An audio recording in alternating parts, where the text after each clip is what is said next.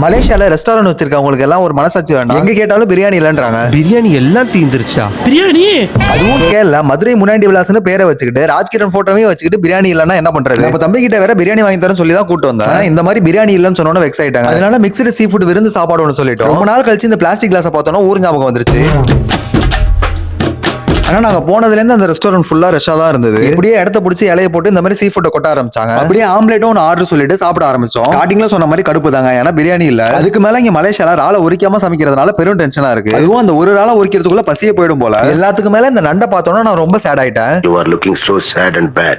இவ்வளவு வச்சு அந்த வெள்ளை சோறை பார்த்தோன்னா தாங்க முகத்துல கொஞ்சம் சிரிப்பு வந்தது. நான் சீ ஃபுட் எதையுமே தொல்ல, இந்த மாதிரி மசாலாவை மட்டும் எடுத்து சாப்பிட்டு இருந்தேன். நல்லா இருந்துச்சா இல்லையான்லாம் எனக்கு ஞாபகமே இல்லை, ஏன்னா அந்த அளவுக்கு நான் பசியில இருந்தேன். எந்த அளவுக்குனா இந்த மாதிரி வலிச்சு சாப்பிட்டேன். பட் என் கூட வந்து 2 பேரும் இன்னும் முடிக்கல. ரீசெண்டா கூட சாப்பிட்டதுக்கு அப்புறம் காஃபி டீ எல்லாம் குடிக்க கூடாதுன்னு நிறைய டாக்டர் சொல்லியிருந்தாங்க. ஆனா நல்லா சாப்பிட்டுட்டு சூடா ஒரு காஃபி அடிச்சா செமையா இருக்கும். நல்லா இருக்கு அப்படியே போடு.